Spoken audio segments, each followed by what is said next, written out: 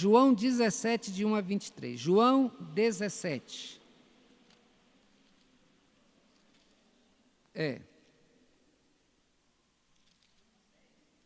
João 17. Não, eu vi o texto errado, vamos corrigir aí. João 17. Eu farei a leitura. Versículo 1. É a oração sacerdotal. João 17, dos versículos 1 ao versículo 23. É todo o capítulo, não, quase todo o capítulo. Diz assim: tendo Jesus falado estas coisas, levantou os olhos aos céus e disse: Pai, é chegada a hora. Glorifica o teu Filho, para que o Filho te glorifique a ti. Assim como lhe conferiste autoridade sobre toda a carne, a fim de que ele conceda a vida eterna a todos os que lhe deste. E a vida eterna é esta, que te conheçam a ti, o único Deus verdadeiro, e a Jesus Cristo a quem enviaste. E eu te glorifiquei na terra, consumando a obra que me confiaste para fazer. E agora glorifica-me, ó Pai, contigo mesmo, com a glória que eu tive junto de ti, antes que houvesse mundo. Manifestei o teu nome aos homens que me deste do mundo. Eram teus, tu me confiastes, e eles têm guardado a tua palavra. Agora eles reconhecem que todas as coisas que me têm dado provêm de ti, porque eu lhe tenho transmitido as palavras que me deste, e eles as reconhecem, e verdadeiramente conheceram que eu saí de ti, e creram que tu me enviaste. É por eles que eu rogo. Não rogo pelo mundo, mas por aqueles que me deste, porque são teus. Ora, todas as minhas coisas são tuas e as tuas coisas são minhas, e neles eu sou glorificado. Já não estou no mundo, mas eles continuam no mundo, ao passo que eu vou para junto de ti. Pai Santo, guarda-os em teu nome que me deste, para que eles sejam um, assim como nós. Quando eu estava com eles, guardava-os no teu nome que me deste, e protegi-os, e nenhum deles se perdeu, exceto o filho da perdição, para que se cumprisse a Escritura. Mas agora vou para junto de ti, e isto falo no mundo, para que eles tenham o meu gozo completo em ti mesmo. Eu lhes tenho dado a tua palavra, e o mundo os odiou, porque eles não são do mundo, como também eu não sou. Não peço que os tires do mundo, e sim que os guardes do mal. Eles não são do mundo, como também eu não sou. Santifica-os na verdade, a tua palavra é a verdade. Assim como tu me enviaste ao mundo, também eu os enviei ao mundo. E a favor deles, eu me santifico a mim mesmo, para que eles também sejam santificados na verdade. Não rogo somente por eles, mas também por aqueles que vierem a crer em mim, por intermédio da sua palavra, a fim de que todos sejam um, e como és tu, ó Pai, em mim, e eu em ti, também sejam eles em nós, para que o mundo creia que tu me enviastes. Eu lhes tenho transmitido a glória que me tens dado, para que sejam um, como nós o somos, eu neles e tu em mim, a fim de que sejam aperfeiçoados na unidade, para que o mundo conheça que tu me enviastes e o amastes, como também amastes a mim. Meus irmãos, a lição de hoje, ela trata sobre igreja e internet. A gente tem experimentado muito da internet. A internet entrou na nossa vida. É impossível viver sem. Você pode sair, por exemplo, eu nas férias vou lá para a roça, mas não tem jeito. Eu tenho que ir na casa do sogro, lá com o celular, para ver o que está acontecendo. No grupo de WhatsApp, para ver as notícias. Se alguém está bem, se está doente, se alguém morreu, a gente precisa das notícias. E as notícias daqui a gente recebe através da internet. Hoje você não precisa sair de casa para comprar. Se você quer uma roupa, você compra na internet. Você quer no mercado? Não precisa mais ir no mercado empurrar carrinho. Você entra lá, você escolhe o produto. Você pode ver entre as várias marcas aquela que você quer. Se você é uma pessoa solitária, você pode arrumar um namorado, namorada na internet. O problema é exatamente esse, é que você pode achar um namorado que não é namorado, é namorada, porque você não conhece. Então, do mesmo jeito que a internet traz muita coisa boa, a internet pode trazer muita coisa ruim. Por exemplo, você comprou a roupa no número teu, e aí vem, você compra a roupa, no meu caso, pequena agora, né? E aí vem um pequeno deste tamanho. E aí, o que vai acontecer? Você vai ter que dar para alguém, porque essa troca é algo quase que impossível. Tem gente que devolve e recebe, mas é mais complicado. Ou então você compra um produto, achando que aquele produto é uma coisa maravilhosa, e vem algo que não te é útil. Eu comprei outro dia um disco de roçadeira que era enorme, veio um negócio desse tamanho. É assim, aí você fala assim, você pode devolver. E como o negócio você compra lá da China, como é que vai a devolução, como é que é isso? Então, é muito complicado esta coisa. Então, a gente tem que tomar muito cuidado. Cuidado porque a internet que traz coisa boa, ela também traz coisas ruins. Ela pode te ajudar muito a tua vida, mas pode complicar muito. Então, a gente vê em vários aspectos, muitas coisas que podem acontecer na internet. E a nossa lição ela vai tratar disso, é igreja.com. As tendências de colocar tudo no virtual. Antigamente você ia no banco, quando você tinha que resolver coisas de dinheiro, não era? Quem é que vai em banco hoje? Eu antes pagava todas as contas, fazia questão de ir lá com a conta, até experimentar pagar pela internet. Que facilidade! Você vai lá, põe no QR Code simples, a conta está paga. Não peguei fila, não gastei gasolina, eu não perdi meu tempo, está resolvido. Então, irmãos, tem essa questão de colocar tudo no mundo virtual, mas também tem problemas. Quantas pessoas tiveram seus celulares roubados e aí a coisa está complicada? Mesmo porque tem mantido no celular muitos segredos, contas de banco, e aí então a pessoa leva e facilmente descobre tua senha, e a tua vida financeira vai virar uma bagunça, a tua vida particular vai virar uma bagunça. Pessoas pegam os seus contatos e começam então a pedir dinheiro e a fazer, até ameaça você, porque ali tem segredo, gente que tira foto pelado, coisas dessa natureza, e aí então está tudo lá. Mas a internet, que era para ser algo bom, ela se torna algo ruim. Então, meus irmãos, nós devemos avaliar o que nós estamos fazendo com a internet. Tem muita gente que acha que o que faz a internet é segredo. É segredo? É nada, porque basta um toquezinho e está lá.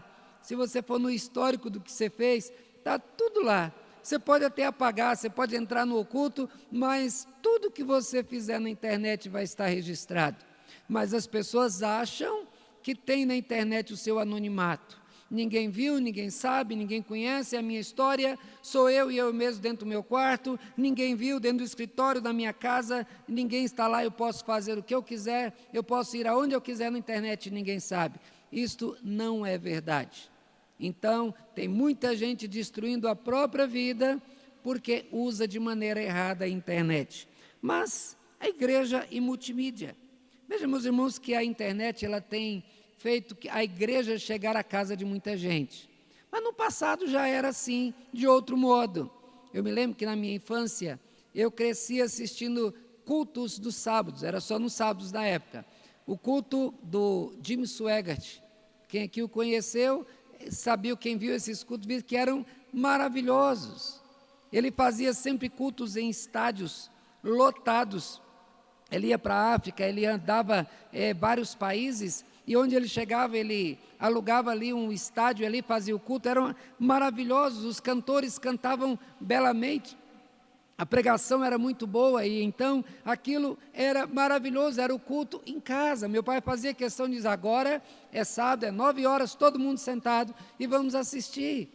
Muitas pessoas que nunca foram numa igreja podiam assistir aquele culto ali, então a igreja chegou até lá. A gente viu na época da pandemia, quando não tinha culto, não podíamos ter culto, a opção foi culto pela internet. Eu digo para vocês que foi algo muito estranho para mim, quando, por exemplo, colocamos aqui na igreja, eu pregando aqui para os irmãos, e eu dizendo, irmãos, vamos cantar. Só estava eu na igreja. Os irmãos estavam em casa e participavam, eu sabia porque estava lá, pelo Zoom, a participação de todos, mas que coisa horrível é você cantar sozinho, é você falar para pessoas, é você querer trazer, porque faz parte do trabalho de quem está à frente, tocar o coração das pessoas, levar, emocionar, falar. Isso, a emoção está ligada também àquele que fala. E como que eu vou fazer tudo isso sem ter ninguém? Né? Então, isso foi um problema, mas a igreja se manteve durante muito tempo. Foi um tempo longo, aí eu acredito que foram cerca de 8 meses ou mais, que a igreja não pôde abrir. A igreja ficou fechada, mas os irmãos da sua casa tiveram os cultos, participavam. Nós fazíamos a Santa Ceia, chamando os idosos principalmente, ou então os membros pela quantidade de pessoas, tipo assim, 20 pessoas, e marcávamos aquele horário e fazíamos a Santa Ceia para aquele grupo bem afastados. Depois vinha um outro grupo do outro horário. Teve domingo que eu fiz cerca de 5 ou 6 Santas Ceias para a igreja, para pegar grupos todos, para que todos participassem. A internet foi então muito bom, mas a coisa que a lição vem nos questionar, e o ajuntamento da igreja deixou de ser necessário? Meus irmãos, a internet e esse tempo de culto à distância fez com que irmãos esfriassem a tal ponto em relação à igreja, que nunca mais voltaram. Nessa época, muitos irmãos que já estavam assim balançados com a entrada desse culto virtual e da falta desta comunhão, de estar olhando olho no olho, as pessoas se esfriaram tanto que abandonaram a igreja. Eu acredito até que aqueles que abandonaram de fato, talvez nunca quisessem vir à igreja. E com isso aí foi um empurrãozinho para poderem afastar. Muitos irmãos, inclusive aqui da igreja, deixaram de vir. Idosos. Eu não posso ir para a igreja porque na igreja tem gente. E vou estar junto com gente, não posso, é perigoso. Aí você ia no mercado, o irmãozinho e irmãzinha lá no mercado. Aí você ia pagar alguma coisa na lotérica, numa conveniência, loja de conveniência, está lá o irmãozinho na fila, mas é só na igreja que não pode? Vejam que desvirtuaram a questão, esse cuidado com a saúde, afastando-se. Irmãos, quando nós estamos juntos, é impossível que as pessoas não notem a tua alegria ou a tua tristeza.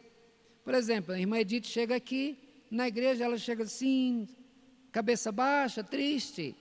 Quando eu olho para ela, eu digo assim, irmã, a senhora não está bem. Não é assim que acontece?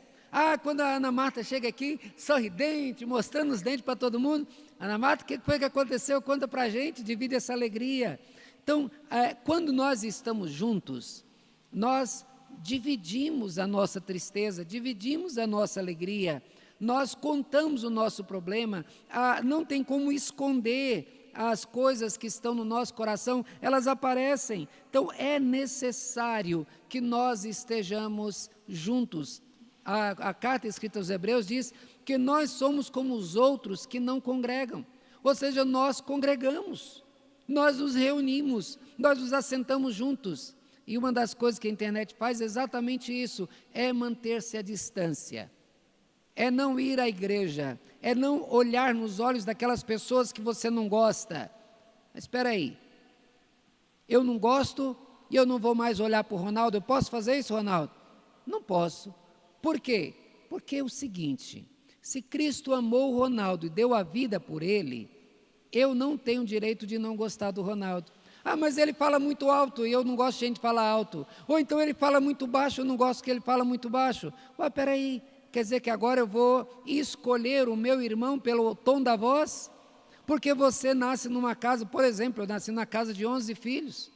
Eu tenho irmão moreno, tenho irmão branco, tenho irmã loira, tenho irmã morena, tenho irmã que parece índio.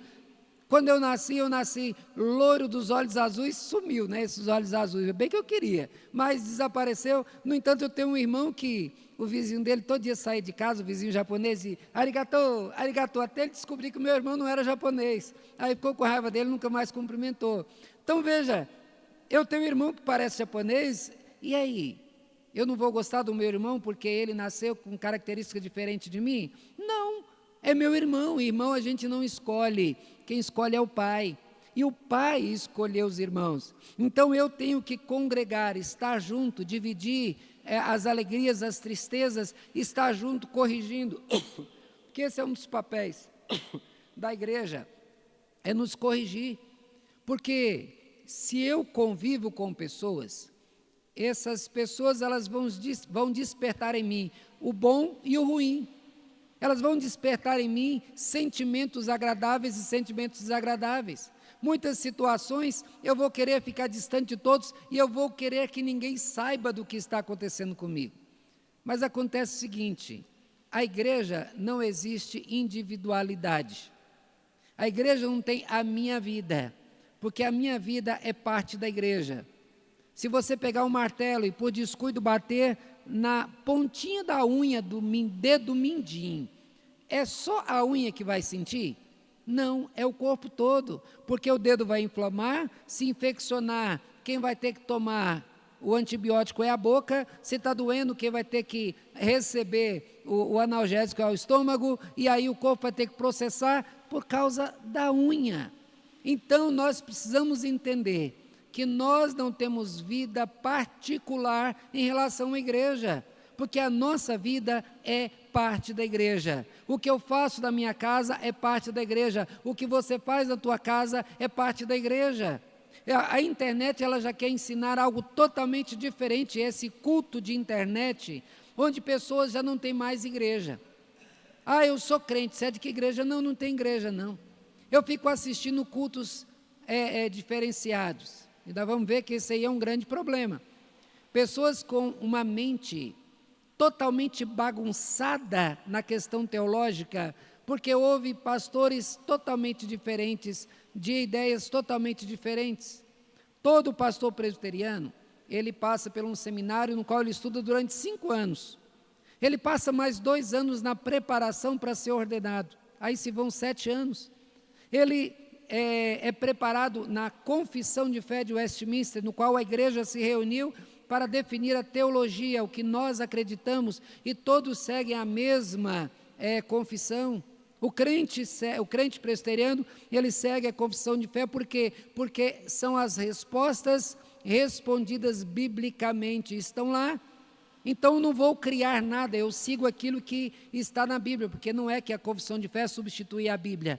A confissão de fé, ela traz as respostas bíblicas para as questões teológicas.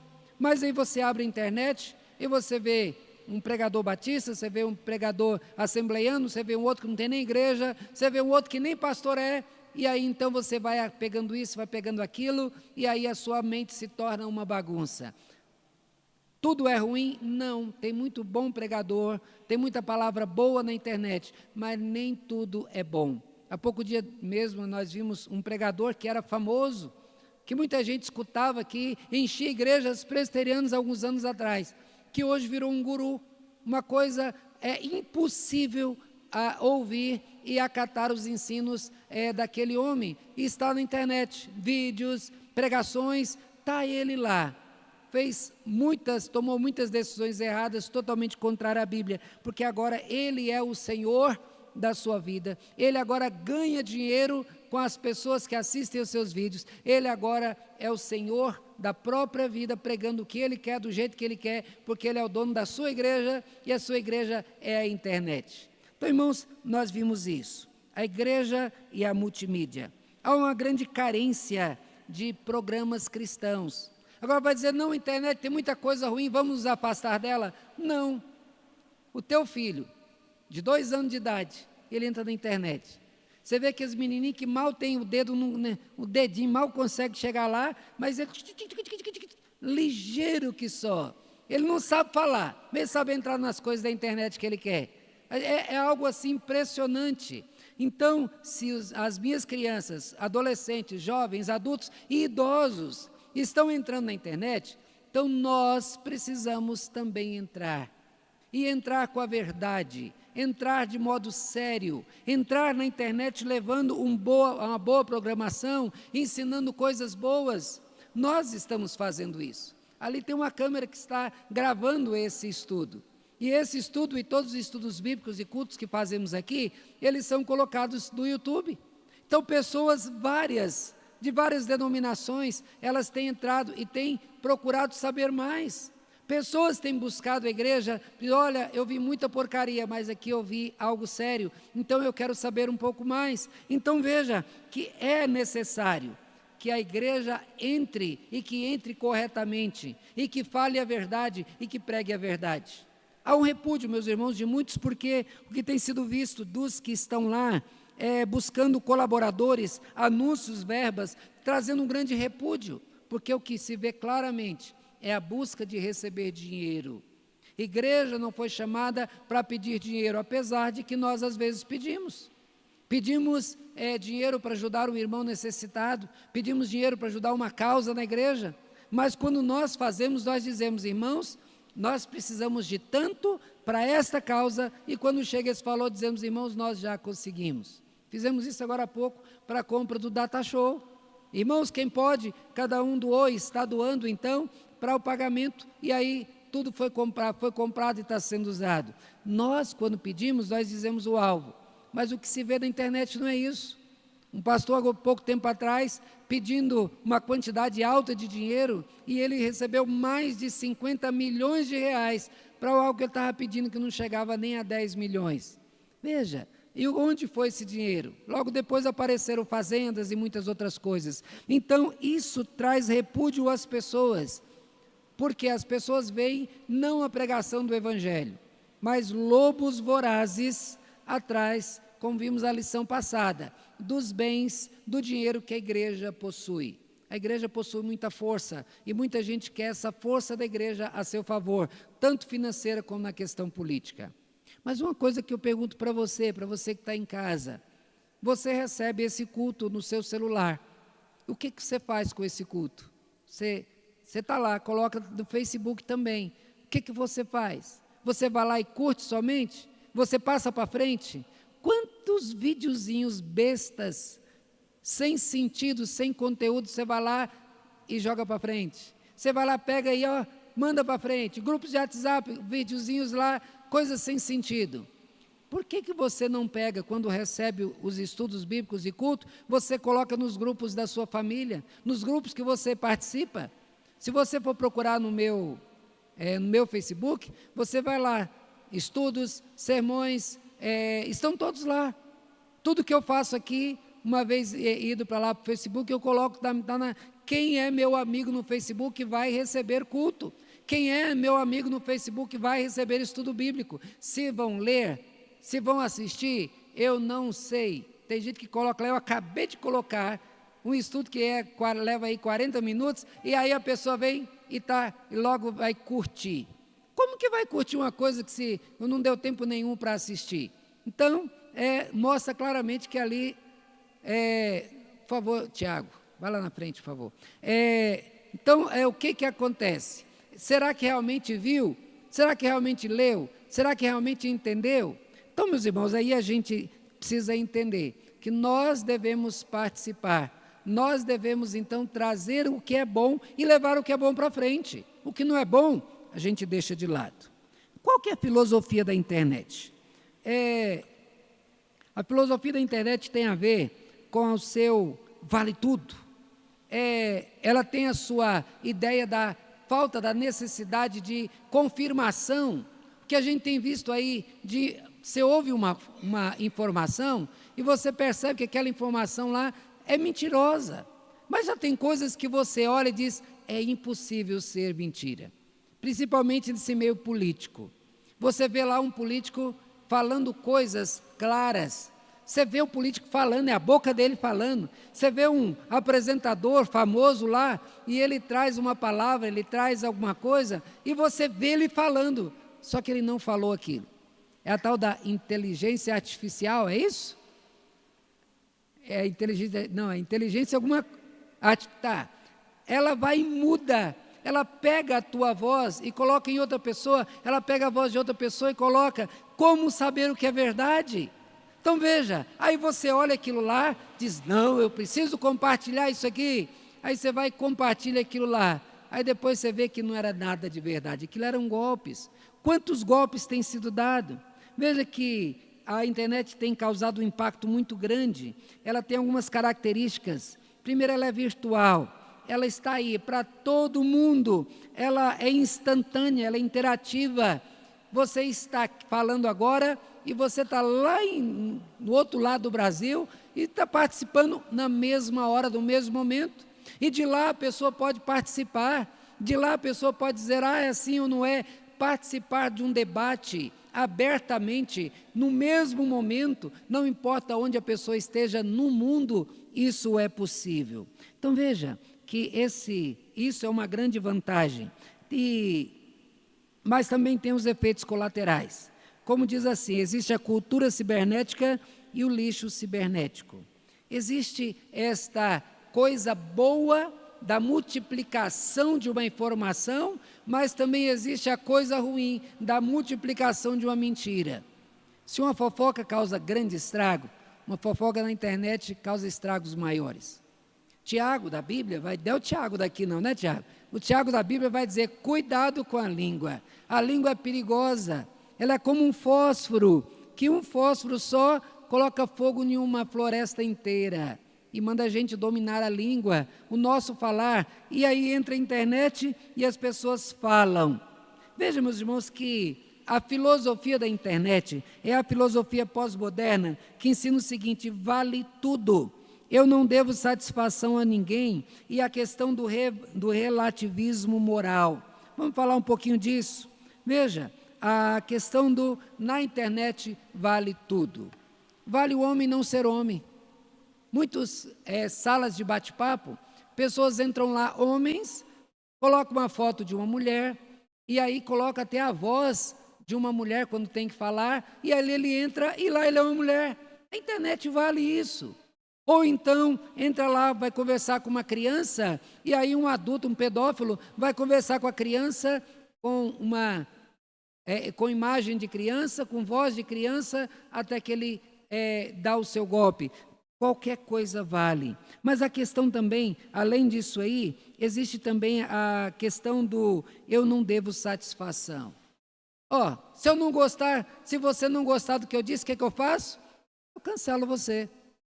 Se você não gostar da informação que eu coloquei, você vai lá e me tira do seu hall de amigos. Então é o seguinte, eu falo, essa aqui é a minha página. E na minha página eu falo o que eu quero, eu digo o que eu quero, eu ensino o que eu quero. Esse é esse pensamento. Eu não preciso dar satisfação a ninguém. E, meus irmãos, a igreja, ela precisa se conscientizar que nós precisamos dar satisfação, sim, a Deus em primeiro lugar, a igreja, e a consequência daquilo que nós fazemos vai afetar a igreja, vai afetar a nossa vida, vai afetar tudo aquilo que nós cremos. Então, nós não podemos cair também no relativismo moral. O que é relativismo moral? O relativo não existe verdade. A pessoa pode namorar, uma pessoa casada pode namorar outra pessoa? Pode não, nós sabemos disso. Mas o relativismo moral diz, não. Quem disse que não pode? Quem disse que essa é uma verdade? Então, na internet é isso. Não existe regra para a minha vida. Eu faço o que eu quero da internet, eu olho o que eu quero. Crentes veem pornografia e acabam com a sua vida espiritual. Homens crentes falam com outras mulheres. Quantas situações aconteceram?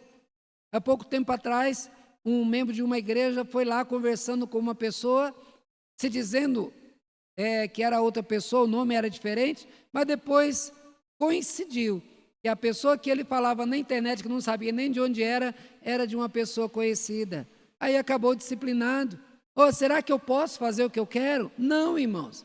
Nós não podemos achar que porque é internet é diferente daquilo que eu sou. A igreja não pode entrar nessa coisa, nesse pensamento, nessa filosofia.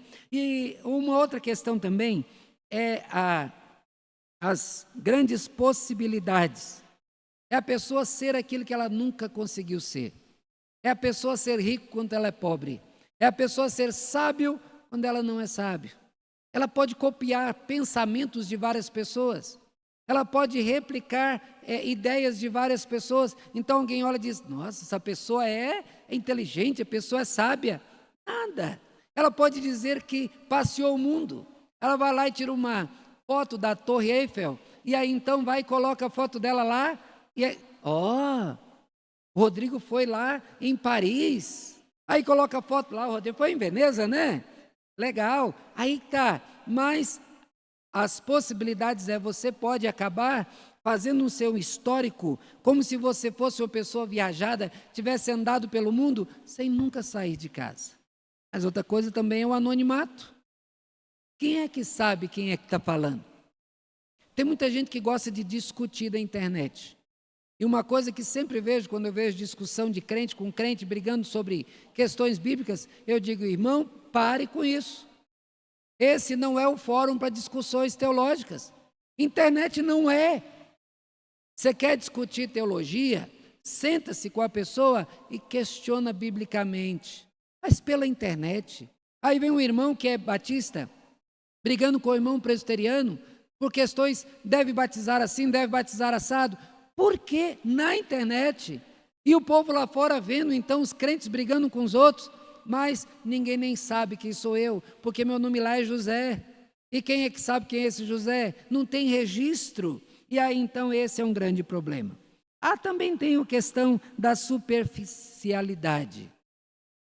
Tem um tal dos videozinhos que aparecem, né, os réus.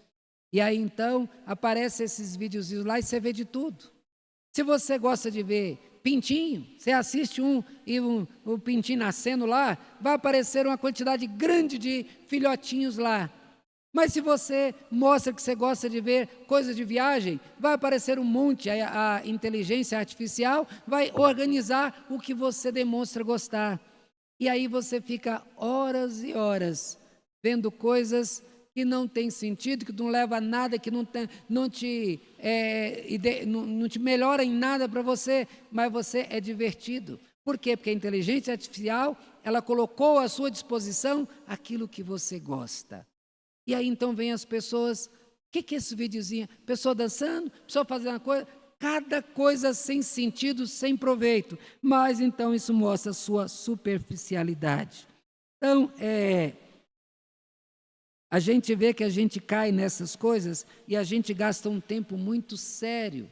A igreja está perdendo tempo com essas coisas. É interessante. Eu não tenho nada para fazer, eu vou assistir. Será que você poderia usar esse tempo de maneira diferente?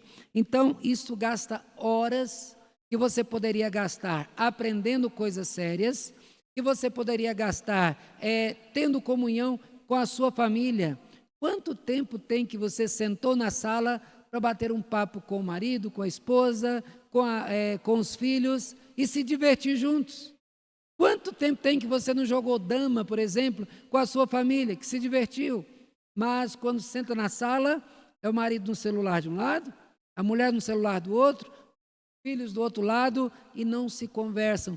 Perdeu-se a intimidade, perdeu-se a comunhão. Para a questão do conhecimento também, relacionamento virou uma porcaria. Porque, por exemplo, quantos relacionamentos nasceram de internet? Teve casamentos, eu conheço um casal que se conheceu pela internet, acabou se conhecendo pessoalmente e se casaram. Mas já teve muitos casais que se conheceram pela internet e depois era envolvimento, a pessoa queria saber o que tinha primeiro e aí se reuniram, se juntaram, a mulher sofreu o golpe do cara, o cara saiu levando tudo. E tem um golpe, por exemplo, que está agora, é o seguinte: a mulher, muito bonita, vai lá e conversa com o cara, se envolve com o cara, marca um encontro com o cara, vai lá, saem juntos, fazem tudo que não poderiam fazer. Aí ela diz, eu estou pintando o meu apartamento, eu posso vir para sua casa? Aí o cara diz, beleza, a mulher vai morar em casa durante uma semana. Aí nessa semana ela vai lá e dá uma queixa dizendo que ela apanhou e que o cara maltratou ela. Ela está na casa do cara. A polícia vai e coloca a lei para o afastamento dele. Nessa semana que ela está na casa dele, ela leva tudo. Onde é que nasceu esse relacionamento? Na internet. Vejam, meus irmãos, que esses são grandes problemas. A questão do conhecimento. A internet pode trazer muito conhecimento, e tem muita coisa, mas tem que tomar cuidado com o que nós estamos aprendendo. Ontem mesmo estava conversando lá na programação, na casa do presbítero Silvan, e falávamos a respeito de um pastor dizendo que o maior exemplo de homem que ele conhecia era Eucana. Você sabe o que é Eucana? Marido de Ana, pai de Samuel. O maior exemplo. Aí ele diz, o grande exemplo. E ele falando disso porque ele ouviu na internet. Ele disse, como que Eucana é um grande exemplo? Primeiro, ele via o grande problema da discussão entre as duas mulheres que ele tinha, e ele não fazia nada, deixava uma pisar na outra, fazer sofrer. Ele não se importava com vários outros detalhes da vida, mas a informação de que ele é um grande exemplo foi passada e o irmão estava repetindo. Então, o conhecimento, ele tem que ter uma fonte nossa, que é a Bíblia. Mas também tem um caráter, sim.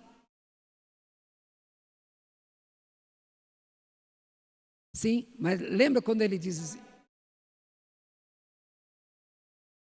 Sim, mas veja só, eles...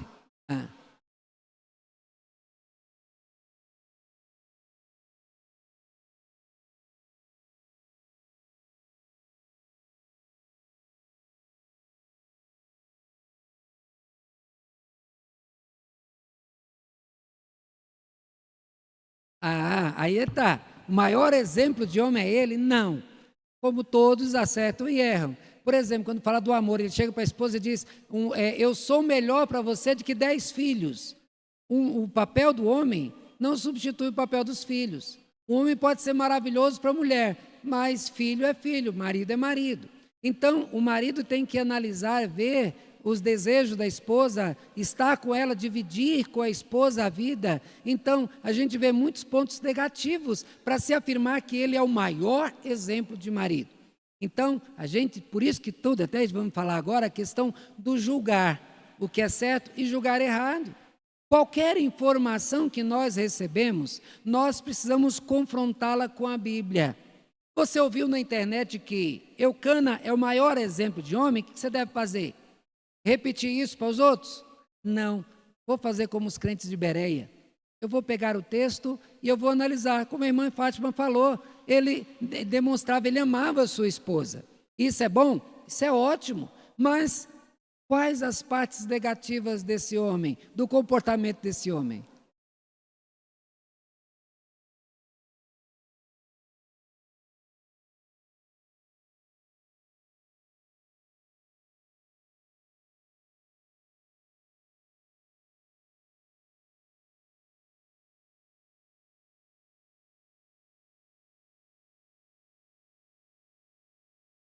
Se alguém sabe que é alvo do amor, para que eu vou me voltar contra o amor?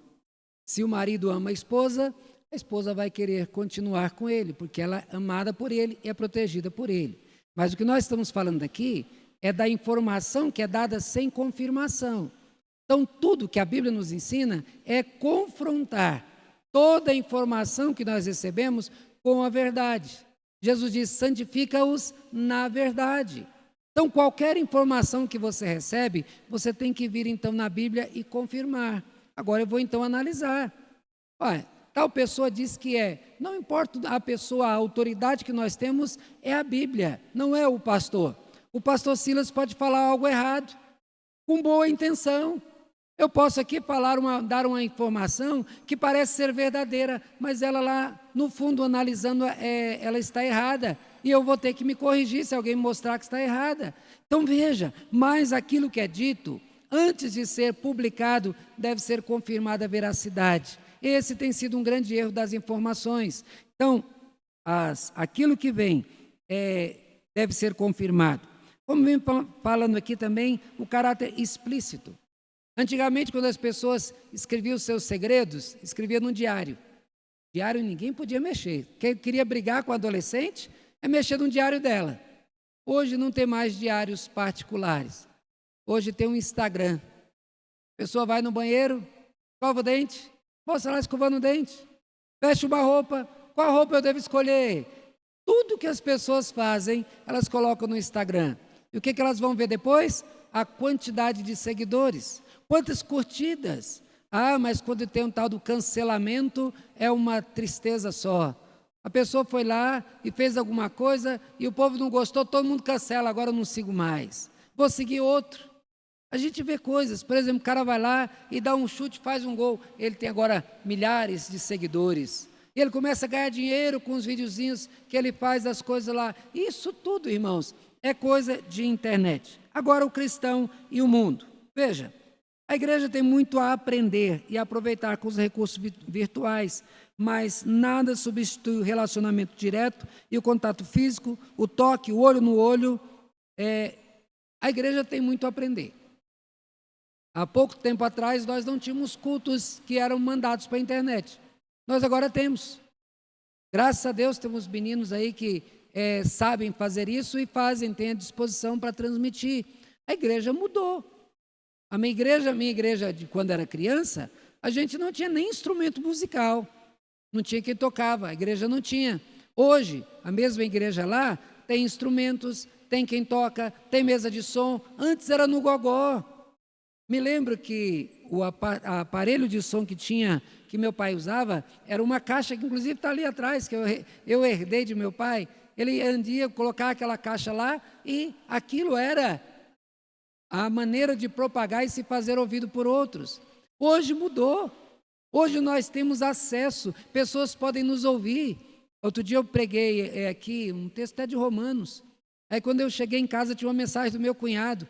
Ele diz: eu assisti o culto, eu gostei muito, manda para mim, eu quero pregar aqui na minha igreja. Eu tinha escrito, mandei para ele. Veja, minha irmã está no Pará, meu cunhado ouviu lá. E isso então é coisa boa, nós temos que conhecer e aprimorar aquilo que é bom. Podemos melhorar? Podemos. Podemos fazer uma transmissão melhor? Podemos e devemos então usar. Só não podemos desprezar o conhecimento. É gostoso abraçar o irmão. É gostoso poder olhar no olho do outro e sentir o toque. É pegar na mão, como falamos ontem, aquilo que a Bíblia ensina do ósculo santo. O ósculo é beijo. Nós não temos costume de beijar ninguém. Mas que eu digo o seguinte: quando você pegar na mão de alguém e você for dar o bom dia, pegue nos olhos na mão da Marcela e diz assim: bom dia, Marcela, tudo bom com você? Olhe no olho. Não é como muita gente que fala assim: a paz do Senhor. Pai, é obrigado a cumprimentar com a paz do Senhor? Não, isso é um cumprimento que foi criado e algumas pessoas fazem. Eu não tenho esse costume, não é costume nosso. Mas é errado? Não, não é errado. Mas se você vai desejar a paz do Senhor, então deseja a paz do Senhor olhando no olho. Vai dar um bom dia. Eunice, tenha um bom dia, que Deus te abençoe. Mas faça de verdade, mostre interesse. Eu já vi pessoas mostrando assim um desinteresse total ao cumprimentar pessoas. Me lembro que uma vez estava na loja que a gente tinha, e aí passou um candidato lá, e ele estava cheio de gente, ele esticou a mão. Eu não vou pegar nessa mão não, uai. Ele nem olhou para mim, ele foi lá e nem... Será que ele tinha realmente esse interesse? Então nós precisamos mostrar interesse. Já perceberam que eu costumo fazer isso. Todos os dias antes de começar, tanto a escola dominical como o culto, sempre eu vou nas pessoas, eu cumprimento. Faça isso. Isso é importante.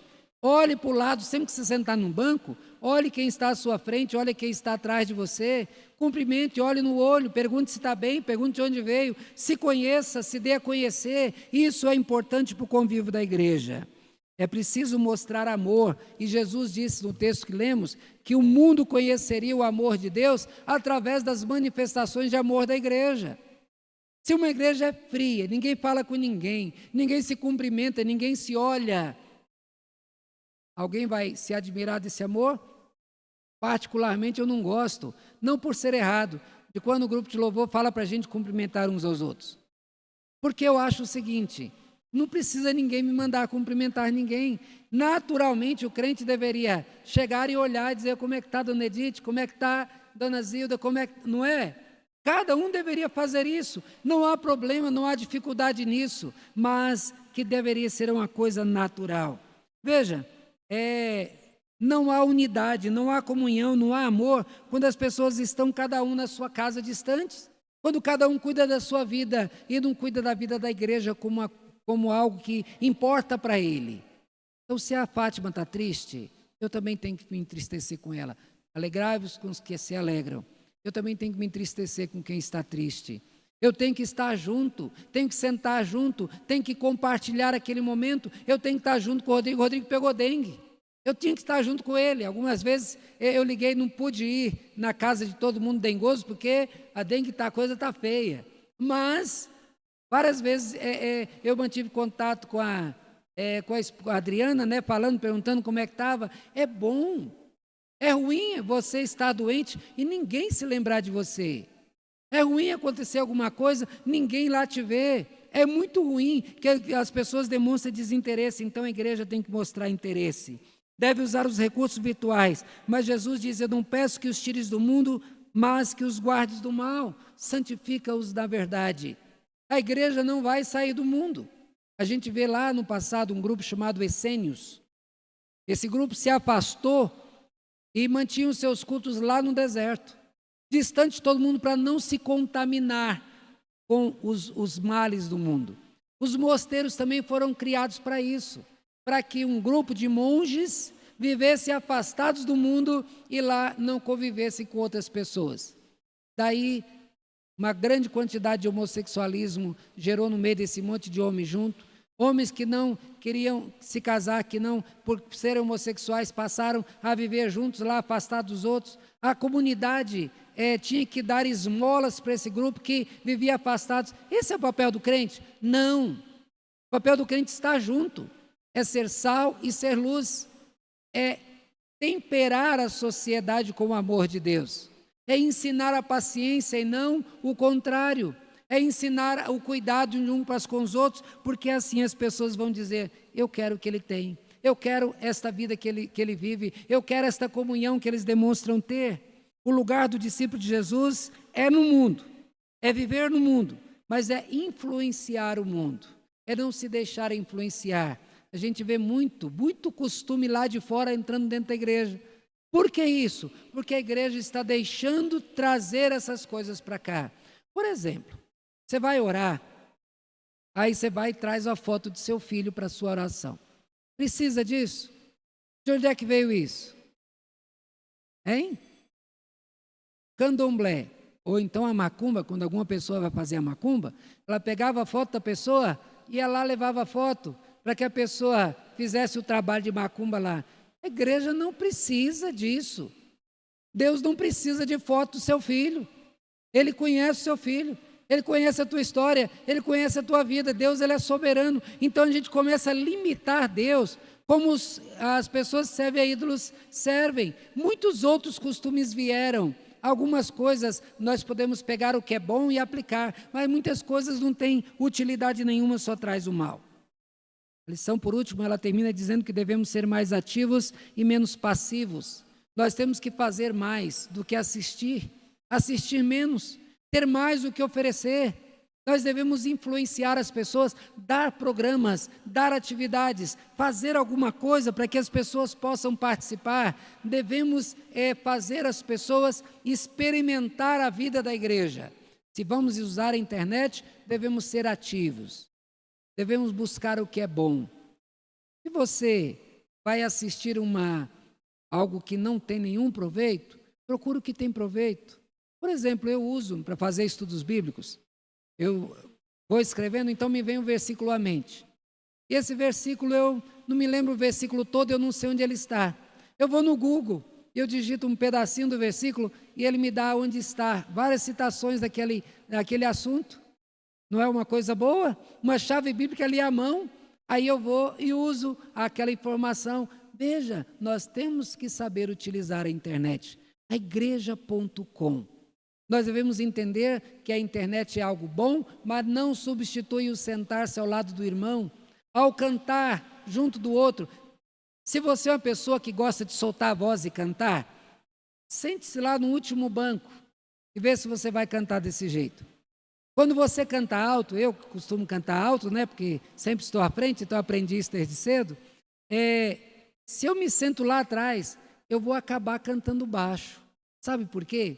Porque lá atrás todo mundo canta baixinho. E aí, como todo mundo canta baixinho, se eu cantar alto, só vão ouvir a minha voz. Então, em vez de influenciar os outros para cantar alto, eu vou baixar a minha voz. Eu tenho que sentar junto com quem está animado para que eles se animem. Eu tenho que animar os outros, eu tenho que influenciar os outros. E isso tanto na vida aqui real, quanto também na vida na internet. Então, meus irmãos, como Cristo disse que devemos ser sal e luz do mundo. E para isso, é preciso estar no meio dele, sem nos contaminarmos. Nos afastarmos deles seria fugir da missão. O evangelho verdadeiro precisa ser mais divulgado pela mídia. Na verdade, os cristãos precisam ser mais ativos, tanto no sentido de rechaçar tudo aquilo que é moralmente condenável e contrário ao cristianismo, quanto no sentido de produzir conteúdo saudável e edificante. Então está aí essa lição para nós. Saibamos usar aquilo que é colocado à nossa disposição. Televisão é algo muito bom, mas o controle fica na tua mão. Se você vê coisas ruins, é porque você quer. Você pode mudar de canal. Do mesmo jeito, internet. Vê coisa desagradável? Sai. Olha, se você olhar no meu Facebook, por exemplo, tem lá uma quantidade grande de amigos. Eu não sei quem é ninguém deles. Eu não olho, eu não entro lá para ver a história de nenhum deles. Aparece que quer ser amigo, eu vou... Por que eu tenho tantos amigos? Porque eu quero, de alguma forma, chegar até eles. Quando eu ponho estudo bíblico, alguém que eu nunca vi na vida vai receber estudo bíblico. Ou eu ponho um sermão, está lá, uma mensagem está lá. E aí, então, o que eu faço? Se de repente aparece lá uma das amigas, mostrando alguma coisa pornográfica ou alguma coisa indecente, o que eu faço? Esse aqui não serve para ser amigo. E tiro de lá. Ou seja, entre os meus amigos, eu vou ter que selecionar aqueles que podem ajudar nesse trabalho, nesse crescimento e que eu possa ajudar também nesse processo. Devemos ser ativos e dominar aquilo que está diante de nós. Você pode, você tem um controle, use esse controle. Amém?